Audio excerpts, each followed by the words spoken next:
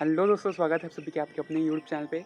आज के इस वीडियो में हम करने वाले हैं क्लास 10th सिविक्स का chapter number 1 which is power sharing. तो चलिए बिना किसी देरी के स्टार्ट करते हैं। तो इस चैप्टर में हम पढ़ने वाले हैं कि डेमोक्रेसी के अंदर हम पावर को कैसे डिवाइड करते हैं और आखिर पावर शेयरिंग करना ज़रूरी क्यों है, और अगर पावर शेयरिंग नहीं होगी तो क्या होगा। ये चैप्टर बहुत ही छोटा है और बहुत ही इंटरेस्टिंग वे में हम इसे कंप्लीट करने वाले हैं। तो चलिए स्टार्ट करते हैं। तो हमारी इस चैप्टर की शुरुआत होती है दो देश की कहानी से। तो एक देश है बेल्जियम, दूसरा है श्रीलंका। तो सबसे पहले हम बेल्जियम को देख लेते हैं। तो दोस्तों, बेल्जियम एक यूरोप के एक स्मॉल कंट्री है जो कि अपना border France, Netherlands, Germany and Luxembourg से शेयर करता है। और जो बेल्जियम का जो एरिया है ना, टोटल बेल्जियम का एरिया, वो हमारा जो हरियाणा है ना, हरियाणा स्टेट है, उसी के इक्वल है। Area of Belgium is equal to that of an Indian state of Haryana. और प्लस बेल्जियम का जो पॉपुलेशन है ना, वो लगभग 1 करोड़ से थोड़ा थोड़ा सा बस कम है। अब आप ये मैप देखो, इसमें आपको 2-3 रीजन मिल जाएंगे। एक येलो वाला रीजन जिसे हम फ्लेमिश रीजन कहते हैं, इसमें ना 59% लोग डच लैंग्वेज बोलते हैं। और ये जो रेड वाला रीजन है उसे हम वेलोनिया रीजन कहते हैं, और इसमें 40% लोग फ्रेंच लैंग्वेज में बात करते हैं। प्लस आपका जो साइड में आपको एक ग्रे पार्ट में आपको मिल जाएगा 1%। ये 1% लोग जर्मन लैंग्वेज में बात करते हैं। और ठीक आपको एक सेंटर में दिखेगा एक छोटा सा डॉट, इसमें ये है बेल्जियम का कैपिटल जिसका नाम है ब्रुसेल्स। तो ब्रुसेल्स में जस्ट पूरा सिनेरियो उल्टा है। कैपिटल में ना 80% लोग फ्रेंच बोलते हैं और 20% डच बोलते हैं। तो आखिर इससे हमें पता क्या चला? तो इससे हमें ये पता चला कि पूरे जो कंट्री में है ना, वो डच स्पीकिंग वाले जो लोग हैं उनकी जनसंख्या ज़्यादा है, जबकि बेल्जियम का जो कैपिटल है ना, उस पर फ्रेंच स्पीकिंग वाले लोगों का पॉपुलेशन काफ़ी ज़्यादा है।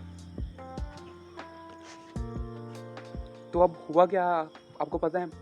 तो अब दोनों कम्युनिटी के बीच में ना काफ़ी ज़्यादा टेंशन बढ़ने लगी। और टेंशन किन रीज़न से बढ़ने लगी, उसका रीज़न है, सबसे पहला रीज़न है the minority French speaking community was relatively rich and powerful.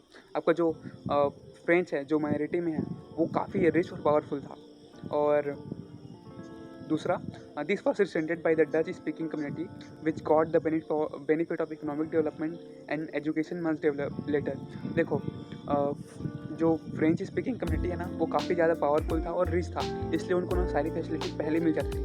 इस बात को लेकर डच स्पीकिंग कम्युनिटी में ना काफ़ी ज़्यादा टेंशन बढ़ने लगी, और उन्हें जो इकोनॉमिक डेवलपमेंट और एजुकेशन का जो बेनिफिट मिलता ना, वो काफ़ी लेट मिलने लगा। इसलिए ना हम दोनों के बीच में टेंशन बढ़ने लग गया। अब आप ही सोचो, अगर एक कम्युनिटी को ज़्यादा बेनिफिट मिले और दूसरे कम्युनिटी को कम बेनिफिट मिले, तो आपस में टेंशन बढ़ना तय है। और ठीक ऐसा ही हुआ। जब टेंशन आखिर कब बढ़ा, कब? तो 1950 से 1960 के बीच में काफ़ी ज़्यादा टेंशन बढ़ गए थे। तो इस टेंशन के ना, और ये टेंशन सबसे ज़्यादा ब्रुसेल्स में बढ़े थे। क्यों? क्योंकि वो बेल्जियम का कैपिटल था और वहाँ आपके डच स्पीकिंग लोग काफ़ी ज़्यादा माइनॉरिटी में थे, और इस वजह से उनके बीच में टेंशन काफ़ी बढ़ गया। तो अब हम देखते हैं कॉम्पिटिशन इन बेल्जियम। देखो, टेंशन को और ज़्यादा बढ़ने से पहले ना यहाँ के गवर्नमेंट ने काफ़ी अच्छे स्टेप्स लिए। जैसे कि 1970 और 1993 के बीच में ना वहाँ के गवर्नमेंट ने संविधान को 4 बार बदला और कुछ चेंजेस किए, जिनसे ना पावर को इक्वली दोनों कम्युनिटी में आपस में बांट दिया। तो आइए देखते हैं कि वो कौन कौन से चेंजेस थे। तो कौन कौन से चेंजेस थे, आइए देखते हैं। पहला है कि the number of Dutch and French speaking ministers shall be equal in the central government. आपको जो सेंट्रल गवर्नमेंट है ना, उस पर डच स्पीकिंग और फ्रेंच स्पीकिंग जो मिनिस्टर्स ना, वो दोनों इक्वल मात्रा में प्रेजेंट है। दूसरा चेंजेस क्या हुआ? Some special laws require the support of members from each linguistic group, thus no single community can make decisions unilaterally. तो आखिर दूसरा लॉ आखिर कहता क्या है? तो दूसरा लॉ ये कहता है कि अगर कोई भी लॉ पास होगा ना तो दोनों ग्रुप के सहमति से ही पास होगा। और तीसरा चेंज ये होता है कि बहुत सारी जो सेंट्रल गवर्नमेंट की पावर्स है ना वो स्टेट गवर्नमेंट के वो दे दी जाती है ताकि अपना जो स्टेट गवर्नमेंट है ना वो इंडिपेंडेंटली काम कर सके। और चौथा चेंज है वो आइए देखते हैं। तो बेल्जियम का जो कैपिटल था ना ब्रुसेल उसमें ना एक सेपरेट गवर्नमेंट बना दिया गया जिसमें दोनों कम्युनिटी के ना इक्वल रिप्रेजेंटेशन थे, मतलब दोनों इक्वली रिप्रेजेंट कर रहे थे दोनों कम्युनिटी के लोग। और इन सब चीज़ों के अलावा एक नया गवर्नमेंट बनाया गया और इस गवर्नमेंट का नाम था कम्युनिटी गवर्नमेंट। एक कम्युनिटी गवर्नमेंट आखिर करता क्या है? तो देखो, कम्युनिटी गवर्नमेंट ना, जैसे कि वहाँ पे डिफरेंट कम्युनिटीज़ थे, तो कम्युनिटी गवर्नमेंट एक्चुअली ना ये जो कम्युनिटी ग्रुप है ना वो तीनों कम्युनिटी के लिए अलग अलग बनाए गए थे। इसमें ना अपने अपने कम्युनिटी से रिलेटेड जो भी चेंजेस करने होते थे वो इसी गवर्नमेंट के अंदर करते थे। मतलब कम्युनिटी गवर्नमेंट अपने कम्युनिटी के लिए कल्चर, रिलीजियस और लैंग्वेज रिलेटेड मुद्दों पे काम करती थी। तो बेसिकली अगर हम देखें तो बेल्जियम में 3 तरह की गवर्नमेंट फॉर्म होती है: सेंट्रल गवर्नमेंट, स्टेट गवर्नमेंट और एक कम्युनिटी गवर्नमेंट। तो देखो, ये जो मॉडल था ना ये थोड़ा सा कॉम्प्लेक्स था, लेकिन ये मॉडल इतना सक्सेसफुल था ना कि जो बेल्जियम का कैपिटल है उसे यूएस ने बेल्जियम का कैपिटल ब्रुसेल को यूरोपियन यूनियन का हेड बनाने के लिए चुना जाता है।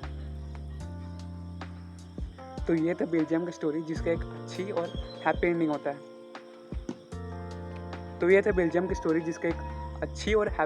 है। अब हम देखते हैं हमारे दूसरे कंट्री को जिसका नाम है श्रीलंका, अपना पड़ोसी देश। तो ये है श्रीलंका।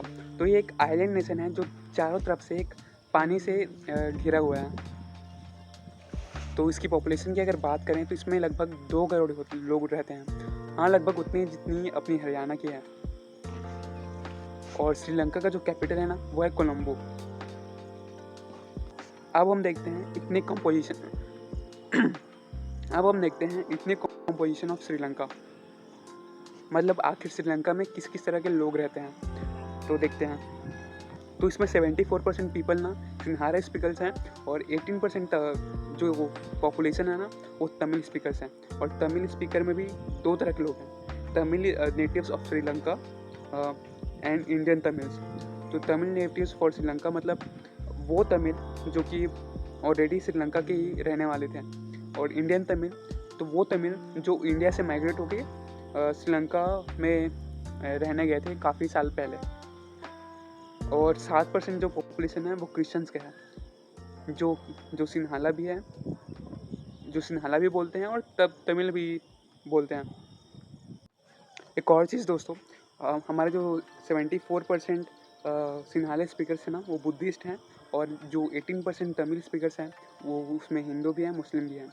और 7% में 7% जो क्रिश्चियन हैं वो सिन्हाला और तमिल दोनों बोलते हैं। अब हमारा अगला टॉपिक है मेजोरिटेरियनिज्म इन श्रीलंका। मेजरी समझ आने यार, मेजोरिटेरियनिज्म इन श्रीलंका। तो दोस्तों जो श्रीलंका है ना उसमें आखिर क्या हुआ, तो वहाँ का जो गवर्नमेंट है ना वो जो मेजोरिटी पीपल है ना उनको सपोर्ट करने लगी। तो इसी को मेजोरिटेरियनिज्म भी कहते हैं, जिसपे गवर्नमेंट है ना जो लोग मेजोरिटी में उनको सपोर्ट करने लगे। तो आइए देखते हैं आखिर गवर्नमेंट ने और क्या क्या किया। तो आखिर गवर्नमेंट करती क्या है, तो 1956 में एक एक्ट पास करती है जिसमें ना सिन्हाला को ऑफिशियल लैंग्वेज ऑफ श्रीलंका घोषित कर दिया जाता है। और जो गवर्नमेंट है ना ऐसे पॉलिसीज लॉन्च करने लगी जिसमें आपका जो सिन्हाला के जो लोग हैं ना उनको जल्दी जॉब मिलने लगी और तमिल को नहीं मिलने लगा, मतलब डिस्क्रिमिनेशन होने लगा यार खुलेआम। तीसरा, जो श्रीलंका के गवर्नमेंट है ना वो धर्म के नाम में भी भेदभाव करने लगी। वो ना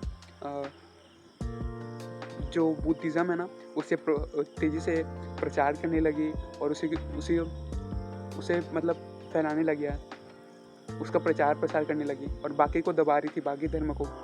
तो ये थे तो ये थे रूल्स एंड रेगुलेशन जो गवर्नमेंट ने किया था।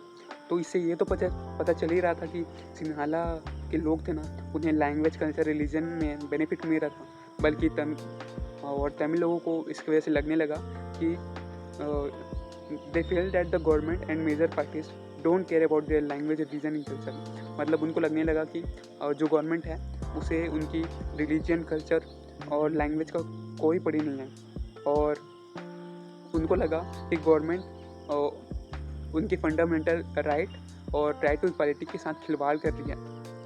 इसलिए ना जो तमिल स्पीकर्स थे उन्होंने कुछ डिमांड किए और कुछ स्टेप्स लिए गवर्नमेंट के अगेंस्ट। और आइए देखते हैं कि उन्होंने क्या क्या स्टेप्स लिए हैं। तो वो जो तमिल स्पीकर्स हैं ना, उन्होंने पॉलिटिकल पार्टीज बनाए और उन्होंने क्या क्या डिमांड किया।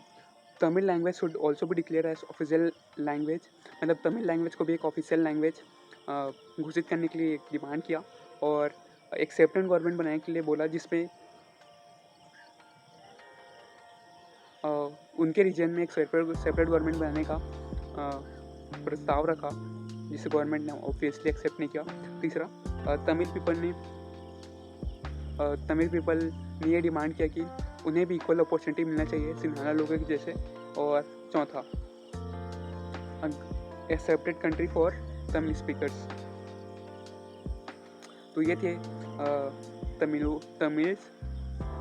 तमिल पीपल्स की डिमांड, जिसे श्रीलंका ने इग्नोर किया, और उसका नतीजा क्या हुआ आइए देखते हैं। वो जो कंट्री बनने के लिए बोला वो नॉर्थ एंड ईस्टर्न पार्ट में बोला गया था, और इसके नतीजा क्या हुआ। और जब गवर्नमेंट ने इनकी बात नहीं सुनी तो तमिल लोगों को काफ़ी गुस्सा आया, ऑब्वियसली आया यार, और दोनों कम्युनिटी के बीच में एक सिविल वॉर हो गया,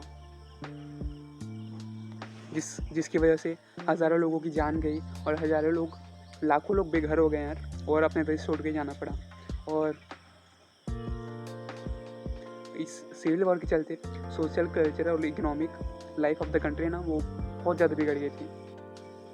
तो ये थे हमारे दोनों दोस्त की कहानी। एक स्टोरी था बेल्जियम का, एक श्रीलंका का। बेल्जियम का हैप्पी एंडिंग हमने देखा और श्रीलंका का काफ़ी सैड एंडिंग देखा। तो इन दोनों बीच का इस कंडीशन का हाल क्या था? ऑब्वियसली यार, पावर शेयरिंग। बेल्जियम में हमने देखा कि वहाँ की गवर्नमेंट ने पावर को शेयर किया, लेकिन श्रीलंका में देखा कि उन्होंने पावर बिल्कुल शेयर नहीं किया। उन्होंने खाली एक ही टीम को पावर दिया, जिसकी वजह से देश में लड़ाई हो गई और ख़त्म, मतलब सिवियर वॉर हो गया। तो अब दिमाग में ये आता है कि आखिर पावर शेयरिंग करना ज़रूरी क्यों है? तो इसके दो रीज़न हैं। पहला है प्रूडेंशियल रीज़न और दूसरा मोरल रीज़न। तो प्रूडेंशियल रीज़न में क्या आएगा? Power sharing is good because it's help to reduce the possibility of conflict between social groups. तो पावर शेयरिंग करना इसलिए ज़रूरी है क्योंकि इससे जो डिफरेंट कम्युनिटीज़ के बीच में जो लड़ाई होने का पॉसिबिलिटी है वो काफ़ी कम हो जाता है। और दूसरा, moral reason. Power sharing is the spirit of democracy. मतलब पावर शेयरिंग डेमोक्रेसी की आत्मा है, और इसलिए एक डेमोक्रेसी गवर्नमेंट में पावर शेयरिंग होना बहुत ही इम्पोर्टेंट है। अब हम देखते हैं फॉर्म्स ऑफ पावर शेयरिंग, मतलब किस किस तरीके से पावर को शेयर किया जाता है। तो चलिए देखते हैं।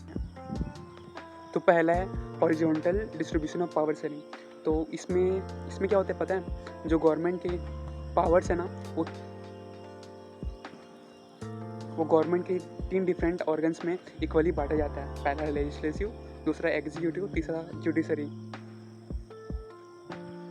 और इन तीनों ऑर्गन्स में ना, इन तीनों गवर्नमेंट के ऑर्गन्स में कोई छोटा बड़ा नहीं होता, तीनों इक्वली पावरफुल होते हैं। और this arrangement is called system of checks and balances. और हाँ यार, ये तीनों ऑर्गन ने एक दूसरे पे मतलब कंट्रोल करके रखते हैं ताकि कोई भी ऑर्गन ज़्यादा पावरफुल ना हो जाए, मतलब तीनों इक्वली रहें इसलिए। नेक्स्ट है vertical distribution of power sharing. इसमें क्या है, आपके जो गवर्नमेंट के डिफरेंट टीयर्स है ना, उसमें पावर बांटा जाता है। जैसे कि आपका सेंट्रल गवर्नमेंट, स्टेट गवर्नमेंट और लोकल गवर्नमेंट। इसमें गवर्नमेंट है ना, तीनों जगह पावर को बांटती है। तो देखो इसमें क्या हो रहा है, सेंट्रल गवर्नमेंट स्टेट गवर्नमेंट को पावर देता है, स्टेट गवर्नमेंट लोकल गवर्नमेंट को पावर देता है, और इसलिए इसे हम vertical distribution of power sharing कहते हैं, और इसे फेडरल गवर्नमेंट भी कहा जाता है। इसके बारे में हम डिटेल में पढ़ेंगे अगले चैप्टर में। Third form of power sharing है power sharing upon different social groups. तो इसमें क्या होता है ना, आपके जो कंट्री के अंदर डिफरेंट सोशल ग्रुप्स होते हैं ना, उनमें पावर को बांटा जाता है। पावर में ऑल्सो भी shared among different groups such as religious and linguistic groups. तो जैसे कि आपका हमारे देश में कम्युनिटी गवर्नमेंट, जैसे कि इसका एग्जांपल हो जाएगा आपका जैसे कि बेल्जियम में कम्युनिटी गवर्नमेंट बना, और हमारे देश में reserve constituents in India for women and weaker sections जैसे कि ST OBC। हमारे देश में ना रिजर्व कॉन्स्टिट्यूएंसीज को थोड़ा ज़्यादा पावर देते हैं, और वुमेन को भी थोड़ा अच्छा पावर मिलता है, थोड़ा सा ज़्यादा पावर देते हैं, और वीक सेक्शन को भी थोड़ा ज़्यादा पावर देते हैं, SC ST OBC को। चौथा है power sharing among different political parties and pressure groups. तो इसमें क्या होता है, आपको जो पावर है ना उसे डिफरेंट पार्टीज और सोशल ग्रुप्स में बांटा जाता है, ताकि जो पावर है ना वो किसी एक के हाथ में ना रहे। ये क्या करते हैं, ये गवर्नमेंट को प्रेशराइज करते हैं, ताकि जो गवर्नमेंट ने पॉलिसीज इम्प्लीमेंट करने का जो वादा किया था वो इम्प्लीमेंट कर सके, इसलिए उन्हें ये पॉलिटिकल पार्टीज प्रेशराइज करते हैं। जैसे कि ट्रेड यूनियन का एग्जांपल हो गया, स्टूडेंट यूनियन का एग्जांपल हो गया, बिजनेस यूनियन एक्सेट्रा। तो ये था यार आपका चैप्टर। आई होप आपको अच्छे समझ में आया होगा, और जल्दी मिलते हैं अगले चैप्टर में किसी अच्छे वीडियो के साथ। टिल देन बी हैप्पी, जय हिंद, और लाइफ में मचाते रहो।